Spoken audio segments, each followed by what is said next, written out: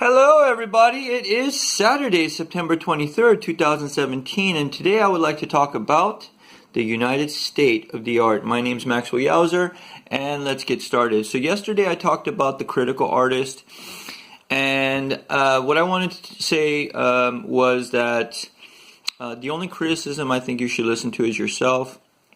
I think for me, I'm my worst critic, so I like to criticize the hell out of my artwork and try to grow from that. But another way you can grow is by also sort of listening to the criticisms out there, and I think, bad criticism can still be good criticism so long as it helps you grow as an artist, okay? So that's what I want to say about the critical artist. I don't want to get too... I don't want to waste any more time with the critical artist because I would really want to talk about the United States or the United State of the Art. And what this is just a series of videos I want to do about American artists who I admire, who I try to take from and learn from. And today I want to talk about Mark Rothko because this is a very controversial artist because a lot of people hate his work. I mean, you're going to either love it or hate it. I happen to hate it in the beginning, and then I realized the genius behind it and love it now. I always say to people, if there was actually a party with all the greatest artists from all over the world, including Picasso, Van Gogh, I mean, all the artists, I would want to talk to Mark Rothko the most. I don't know why.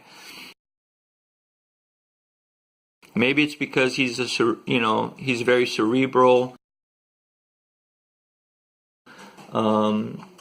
He's very psychological. But let's just get into Mark Rothko. Let me just... there's nothing I can really draw for you guys today. I just want to, basically talk about Mark Rothko and tell you why I think he's just a great artist. So one of the things I should just say that he's someone who really don't put himself or identify himself as what sort of the industry or the art world wants him to be, which is an abstract expressionist. He said that that's not what his artwork. He doesn't want to define himself. Or he doesn't want other people to define what he does. I think a lot of artists don't like to be put in a box. But anyways, I don't know why the art community puts artists in a box. But anyways, they call him an abstract expressionist.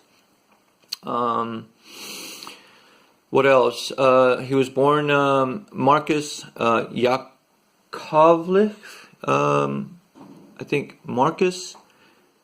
I can't remember his real name. Marcus Yakovlev Rothkowitz, something like that.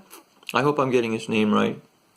But anyways, he comes from a Russian Jewish descent, and he moved to the United States, became a U.S. citizen, and became really famous for his sort of paintings that.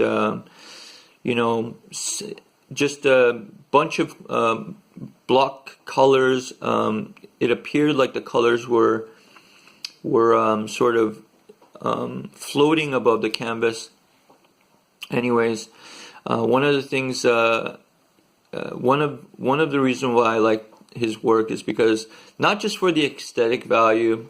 When you look at it, it can be very beautiful, but at the same time, I love the fact that it's so simple, I also love the fact that